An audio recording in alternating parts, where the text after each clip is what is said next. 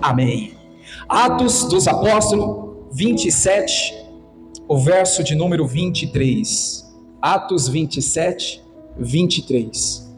Fazendo essa leitura, eu quero destacar duas coisas importantes aqui, que nós precisamos guardar no nosso coração, com toda a convicção, a certeza, irmãos, porque o inimigo, ele quer que a gente fique na dúvida, na incerteza, na insegurança. Quantas pessoas que estão em meio às tempestades, às lutas, às adversidades, problemas financeiros, tem gente que está passando por dificuldade familiar, né? Quantas pessoas que estão, até a vida espiritual não está bem, e aí o inimigo sempre atacando, dizendo: você não vai conseguir, não vai dar certo, você não vai sair dessa, o milagre não vai acontecer, não vai dar certo, e isso tem levado muitas pessoas a ficarem desesperadas. Mas esse versículo nos traz duas garantias, duas certezas que o Senhor nos dá, e que se você puder marcar, irmãos, eu marquei aqui, até destaquei aqui em duas partes. Vamos ler primeiro aí o verso e depois vamos destacar essas duas partes. Porque esta mesma noite, o anjo de Deus, de quem eu sou e a quem sirvo, esteve comigo. Amém. Veja só, irmãos, a Bíblia está falando de um momento de naufrágio, um momento de tempestade, um momento difícil que Paulo estava passando. E o anjo veio e trouxe para ele essas duas garantias: que pertencemos a Deus e que mesmo diante da tempestade, nós vamos continuar servindo a Ele. Amém, igreja? Diga comigo assim: não importa a tempestade que eu esteja enfrentando, diga: eu sou de Deus. Amém? E diga assim: mesmo com as lutas, eu vou continuar servindo ao Senhor. Amém? Para quem gosta de marcar, primeiro nós vamos pontuar aqui. Diga comigo mais uma vez: eu sou de Deus. Pode ficar melhor, né, irmãos? Vamos lá? Eu sou de Deus. Sabe que na hora das lutas tem gente que esquece disso? Na hora que as coisas apertam, a pessoa, irmãos, ela não lembra que ela é de Deus. E aí o comportamento dela de desespero, de aflição, o coração angustiado, faz com que ela tome decisões erradas. Irmãos, na hora da luta, na hora da tempestade, veio o anjo para ali Paulo e trouxe ao coração de Paulo, dizendo: Paulo, você é de Deus. Irmãos, hoje Deus não está falando com Paulo, só se tiver o irmão Paulo aqui, né? Ali, mas hoje Ele está falando comigo e com você. Em meio às lutas, em meio às dificuldades, em meio às tempestades, qual que é a certeza? Eu sou de Deus. Amém, igreja? Agora, igreja, eu vou entrar num detalhe aqui que é muito importante a gente refletir. Diga comigo assim: ser de Deus não é só acreditar em Deus. Tem gente que, eu acredito que sou de Deus, então por isso eu sou de Deus. Não basta dizer, não basta apenas falar: eu creio em Deus, eu sou de Deus. É preciso, irmãos, vamos aqui olhar para a Bíblia, é preciso nascer de novo. É preciso, irmãos, entregar a nossa vida ao Senhor Jesus. Tem gente que está na igreja, na congregação, está, irmãos, né, nas vigílias, está nos eventos, está sempre dizendo: eu sou de Deus, mas ela ainda não nasceu de novo. Ela ainda não entregou a sua vida ao Senhor Jesus. É claro que tem gente aqui que já fez isso e não precisa fazer, mas sempre tem alguém, irmãos, talvez visitando, alguém que talvez está dentro da igreja há muito tempo e ainda não tomou essa decisão. Qual é a decisão? Eu preciso nascer de novo. Eu preciso entregar a minha vida ao Senhor Jesus. Eu preciso fazer, irmãos, com que a minha vida seja então guiada pelo Espírito de Deus. Claramente a gente vê aquela declaração de João 1,12, bem tradicional, né? Coloca aí para a gente ler. João 1,12. Mas a todos quantos, o que é a igreja? O receberam, deu-lhe o poder de serem feitos, chamados de filhos de Deus, ao que crê no seu nome. Então quem é filho de Deus? É aquele que apenas diz: eu sou de Deus? Porque, irmãos, você vai ver aí no dia a dia, você vai ver aí no ambiente de trabalho, no ambiente de sociedade, a pessoa diz assim: eu sou de Deus. Já ouviu pessoas que dizem: eu sou de Deus?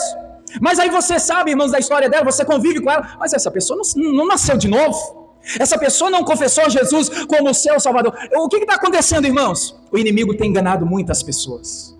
O inimigo tem feito muitas pessoas, irmãos, ficarem com a sua vida estagnada. porque eu creio, eu falo que eu sou de Deus, e Deus é comigo, e pronto, e acabou.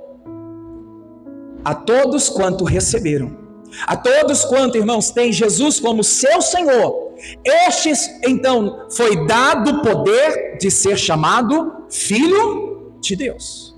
Então, a gente vai escutar muito isso. Uma pessoa fora da igreja, uma pessoa lá no trabalho, uma pessoa em outra cidade, uma pessoa na rua, dizer, eu sou de Deus.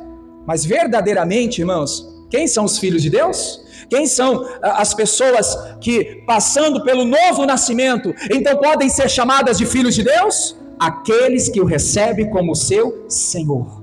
Amém, igreja? Eu sei que muitas pessoas já passaram, né, dessa estação, desse momento, mas é bom refletirmos, né? E também ensinarmos os nossos filhos, netos, a geração que está por vir, né? Não é, irmão, só estar dentro de uma igreja e dizer eu sou de Deus.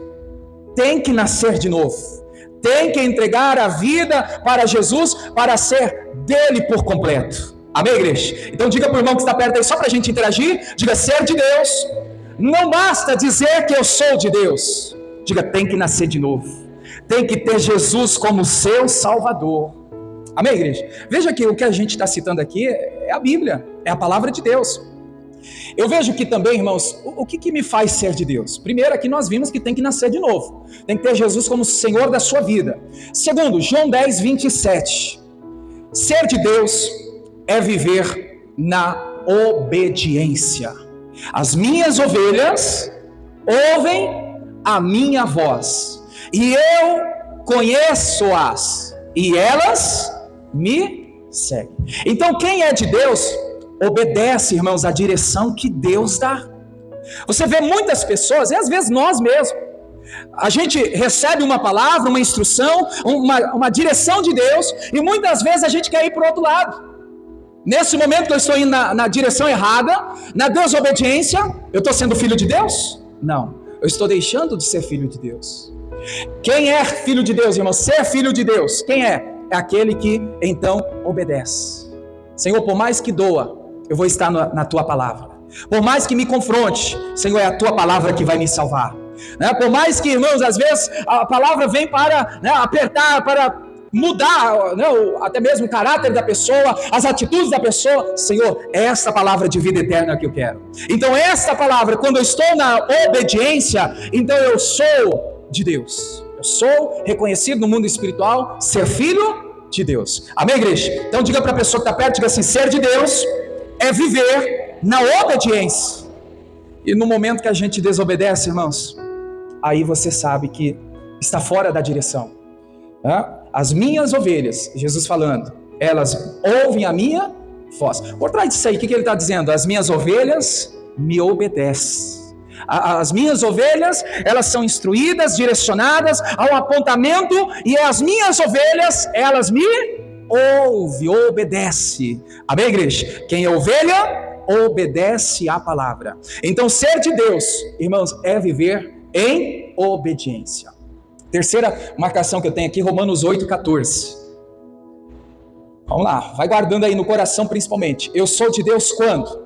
Só quando eu digo que eu sou de Deus? Não. Ser de Deus é, irmãos, nascer de novo. Ser de Deus é viver em obediência. Agora, Romanos 8,14 diz assim, porque todos os que são guiados pelo Espírito de Deus, esses são filhos de Deus. Então diga comigo, ser de Deus é ter identidade e não religiosidade. Nós temos, irmãos, uma identidade já formada. Jeremias fala que o Senhor nos conhece desde o ventre da nossa mãe. E, já formado, com identidade. Veja que o mundo, a circunstância, as pessoas vão querer apontar para você e dizer, você é um fracassado, né? Você não é vencedor, você, olha, é de mal a pior. Irmãos, essa é a identidade que o mundo, a circunstância, Satanás quer aplicar na sua vida e fazer você acreditar que você é assim, mas não é. Amém, igreja? Diga comigo, a minha identidade foi o Senhor que fez, né? que criou, formou. Ele nos conhece, Ele sabe quem nós somos. Agora, igreja, mesmo em tempos de crise, em tempos de tempestade, irmãos, eu não posso ficar dando ouvido para aquilo que as pessoas dizem, para aquilo que o inimigo está dizendo, porque isso vai, irmãos, te atrapalhar. Tem gente que chega a uma conclusão e diz assim: realmente estão falando que eu sou assim, é verdade, eu sou assim mesmo. Você vai aceitar essa identidade? Você vai aceitar ser quem você não é diante dos olhos de Deus? Irmãos, não aceite o mundo, a circunstância, não aceite o inimigo trocar a sua identidade. Amém, igreja? Ontem eu lembrava de Gênesis. A Bíblia fala que o pai de Jacó deu a ele, José, uma túnica colorida. Lembra da túnica colorida? Os irmãos de José não recebeu. Somente o José recebeu aquela túnica colorida. E olhando para a identidade, eu identifico, irmãos, que a minha identidade, nós vamos colocar aqui o meu caráter, a minha vida, foi o pai que me deu. Veja, o texto fala, irmãos, que, olha, Israel, né, Jacó amava a José mais do que os filhos. Aí diz assim, porque era filho da sua velhice, e fez-lhe uma túnica. Aí fala de várias cores, mas tem tradução que fala uma túnica colorida. E você vai ver que os irmãos queriam essa túnica. Os irmãos queriam, irmãos, a identidade de José. Mas eu pergunto para você, a túnica colorida de José serviu nos irmãos? Não. Por que, igreja? Porque aquela identidade era de José, né? Então, a gente precisa também entender que, irmãos, olhando para as pessoas, a gente tem que entender que cada um tem a sua personalidade, tem a sua identidade, tem a forma que Deus tratou com ela. Tem gente que fala assim, eu quero ser igual fulano.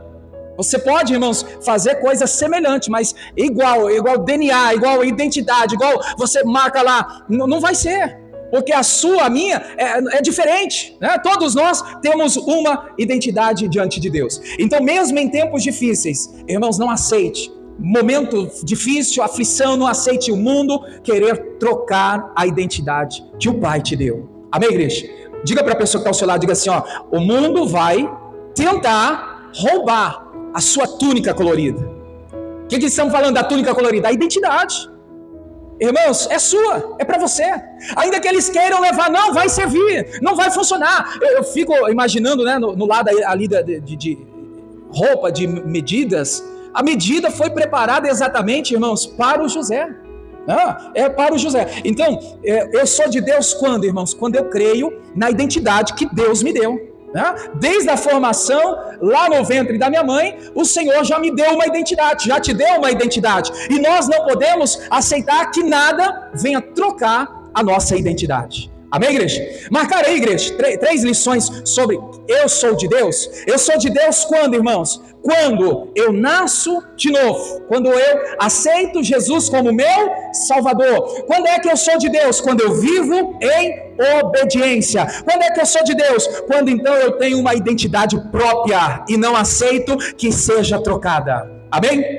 Agora vamos para a segunda instrução que Paulo nos mostra, o Espírito Santo, né, através da leitura de Atos 27, o verso de número 23.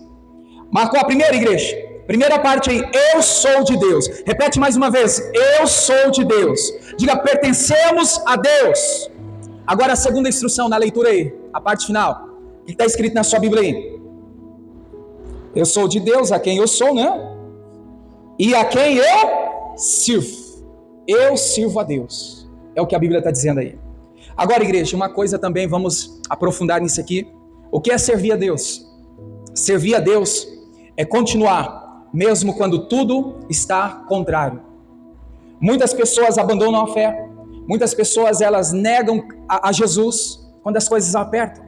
Quando o casamento vai de mal a pior, quando a vida financeira está no vermelho, quando as coisas não estão fluindo. Tem gente que está, irmãos, deixando de servir a Deus, deixando de estar diante da presença do Senhor. Uma referência aqui, 2 Timóteo 1:3. Olha o que a Bíblia está nos mostrando aqui, dou graças a Deus, a quem desde os meus antepassados sirvo com uma consciência pura. Porque sem cessar faço memória de ti nas minhas orações noite e dia. Veja, irmãos, que desde o tempo, olha só, desde os avós, desde os antepassados, eu sirvo com uma consciência. Seja luta, seja aflição, seja momento difícil, eu vou continuar servindo a Deus. Amém? Será que, irmãos, é claro que é só para a gente parar para pensar, será que eu não estou em cima do muro? Será que você não está em cima do muro? A qualquer momento, qualquer ventinho, irmãos, te coloca para fora da presença do Senhor e você acaba deixando de servir a Deus? Veja essa declaração aqui, muda a versão aí, por favor. Olha só, irmãos, não é de hoje, não é de um tempo recente. A declaração de servir a Deus, de estar com Deus, é de muito tempo, independente da fase, do momento, da dificuldade, da tempestade. Olha aí, todas as vezes que me lembro de você nas minhas orações, de dia e de noite, eu agradeço a Deus, a quem sirvo com consciência limpa, como também os meus antepassados serviram. Aconteça o que for, irmãos, no coração, vou continuar servindo a Deus. Você pode estar passando pela pior fase da sua vida, no seu coração, eu vou continuar fiel servindo a Deus. Aquele momento de silêncio, não tem resposta, não tem uma direção, eu vou continuar servindo a Deus. Amém? Glória a Deus. Então, igreja, servir a Deus é continuar, mesmo quando tudo está contrário, mesmo quando tudo está fora do que a gente quer, mesmo quando tudo está fora daquilo que a gente imaginou, a gente pensou, mas eu vou continuar servindo a Deus. Lucas 2:37.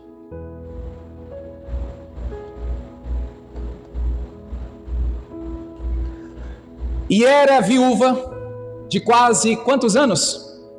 84 anos. E agora, igreja? E não se afastava do templo. Fazendo o que, igreja? Servindo a Deus em jejuns e orações, de dia e de noite. Ela era viúva, uma perca. Quantas pessoas que, irmãos, claro que a gente sente, temos sentimento diante de um ente querido. Agora eu não vou esse tempo na igreja, né? É o tempo de luto. Deus foi até um pouco mais duro com Josué, não foi? Josué quis se estender o tempo de luto lá. E o que Deus falou para Josué? Levanta daí, tenha bom ânimo, né? Em outras palavras, o tempo de luto passou, agora é contigo, Josué. Eu sou o teu Deus, né? Então, vai. Então, eu não sei porque eu entrei nisso aqui, nem sei se alguém está de luto, mas é um recado, irmãos. O luto não é o fim para nós, né? Porque, quantas pessoas já disseram, claro que na hora do momento difícil, né? Eu vou morrer também. É assim ou não é, irmãos? Né? A vida para mim acabou, perdeu o sentido. É assim ou não é que muita gente fala? Mas Deus está dizendo o que, irmãos? Esforça, tem bom ânimo, eu sou contigo, olha, levanta a cabeça, siga em frente. Então o Senhor está mostrando aqui, irmãos, diante da profetisa Ana, que mesmo ela sendo viúva, ela perdendo ali o marido, o que aconteceu, igreja? Ela não se afastou da casa de Deus, ela não deixou de servir ao Senhor. Diga comigo, irmãos, mesmo diante de percas, seja pessoas, perca casamento, seja perca financeira, continue servindo a Deus. Amém, igreja?